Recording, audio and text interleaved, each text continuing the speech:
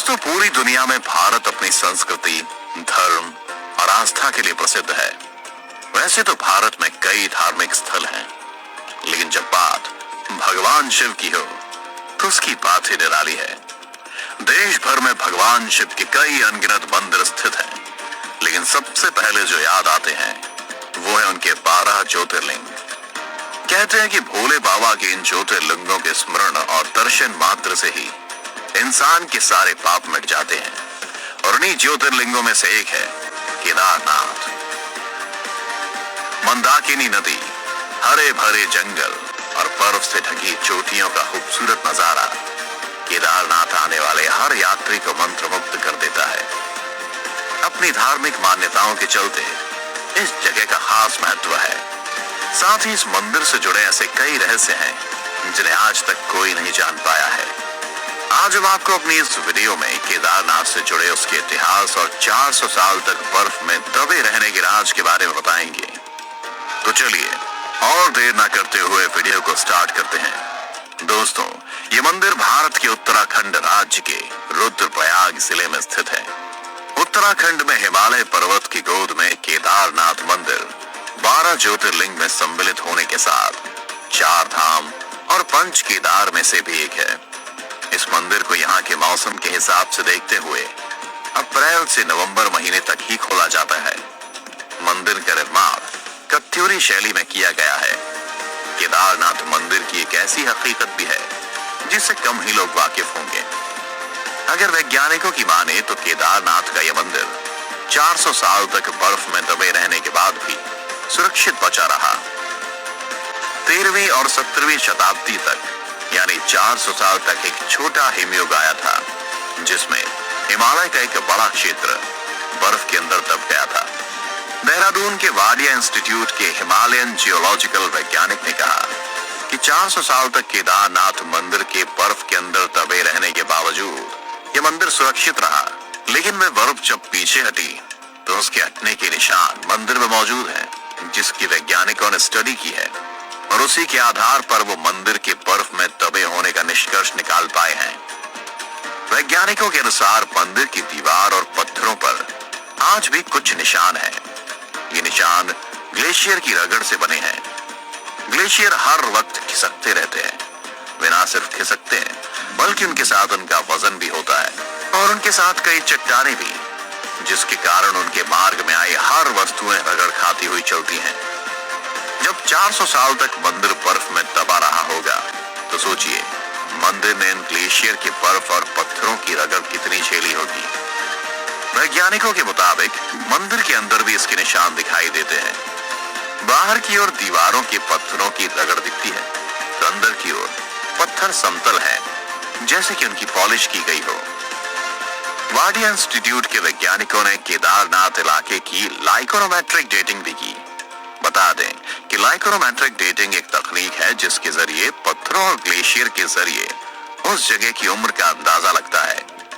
ये दरअसल उस जगह के शैवाल और कवक को मिलाकर उनके जरिए समय का अनुमान लगाने की तकनीक है। लाइकोनोमेट्रिक डेटिंग के मुताबिक छोटे हिमयुग के दौरान केदारनाथ धाम इलाके में ग्लेशियर का निर्माण 14वीं सदी के मध्य में शुरू हुआ, और इस घाटी में ग्लेशियर का बनना 1748 ईस्वी तक जारी रहा। अगर 400 साल तक ये मंदिर ग्लेशियर के बोझ को सह चुका है और सैलाब के थपेड़ों को झेलकर बन चुका है, तो जाहिर है इसे बनाने की तकनीक भी बेहद खास रही होगी। शायद इसे बनाते वक्त इन बातों को ध्यान रखा गया होगा कि क्या ये बर्फ ग्लेशियर और सैलाब के थपेड़ों को सह सकता है। केदार घाटी, केदारनाथ धाम और मंदिर 3 तरफ से पहाड़ों से घिरा है। एक तरफ है करीब 22,000 फुट ऊंचा केदारनाथ, तो दूसरी तरफ है 21,600 फुट ऊंचा खर्चकुंड, और तीसरी तरफ है 22,700 फुट ऊंचा भरतकुंड। सिर्फ इतना ही नहीं, 3 पहाड़ के साथ यहाँ 5 नदियों का संगम भी है। मंदाकिनी, मधुगंगा, क्षीरगंगा, सरस्वती और स्वर्णगौरी। इन नदियों में से कुछ को काल्पनिक माना जाता है। इस इलाके में मंदाकिनी ही स्पष्ट तौर पर दिखाई देती है। यहाँ सदियों में भारी बर्फ और बारिश में जबरदस्त पानी होता है। मंदिर का निर्माण विक्रम संवत 1076 से 1099 तक राज करने वाले मालवा के राजा भोज ने इस मंदिर को बनवाया था। लेकिन कुछ लोगों के अनुसार यह मंदिर 8वीं शताब्दी में आदि शंकराचार्य ने बनवाया था। बताया जाता है कि मौजूदा केदारनाथ मंदिर के ठीक पीछे पांडवों ने एक मंदिर बनवाया था, लेकिन वह मंदिर वक्त की थपेड़ों की मार नहीं झेल सका। वैसे गढ़वाल विकास निगम के अनुसार मौजूदा मंदिर 8वीं शताब्दी में आदि शंकराचार्य ने बनवाया था, यानी छोटा हिमयुग का दौर जो 13वीं शताब्दी में शुरू हुआ था, उसके पहले ही यह मंदिर बन चुका था। मजबूत है केदारनाथ का मंदिर। 85 फीट ऊंचा, 187 फीट लंबा और 80 फीट चौड़ा केदारनाथ मंदिर समुद्र तल से करीब 11,750 फीट की ऊंचाई पर स्थित है। इसकी दीवारें 12 फीट मोटी हैं और बेहद मजबूत पत्थरों से बनाई गई हैं। मंदिर को 6 फीट ऊंचे चबूतरे पर खड़ा किया गया है।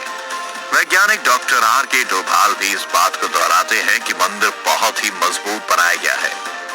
इसकी दीवारें मोटी मोटी चट्टानों से पटी हैं और उसकी जो छत है वह एक ही पत्थर से बनी है।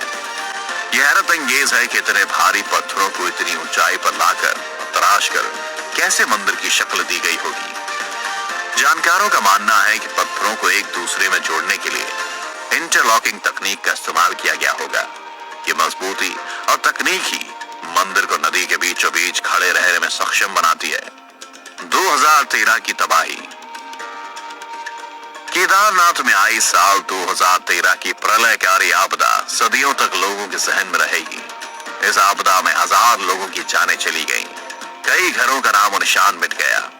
केदारनाथ और इसका तीर्थ स्थान दोनों इस प्राकृतिक आपदा की चपेट में आए थे, लेकिन जल प्रलय में भी मंदिर को कोई नुकसान नहीं हुआ।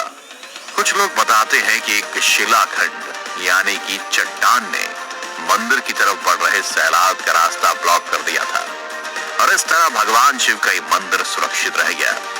ये महान वास्तुकला का ही एक चमत्कार था। इतनी बड़ी तबाही के बीच भी केदारनाथ मंदिर का बाल भी बांका नहीं हुआ।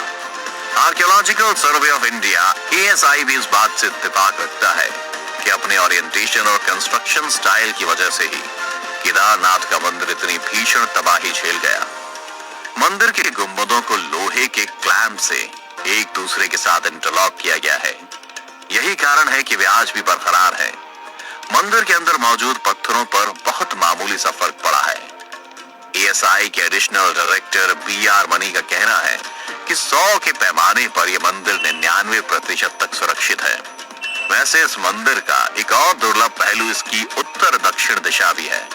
आमतौर पर मंदिरों का मुख्य द्वार पूर्व या पश्चिम दिशा की ओर होता है, लेकिन इस मंदिर का द्वार दक्षिण की ओर है, जो कि बहुत कम देखा जाता है।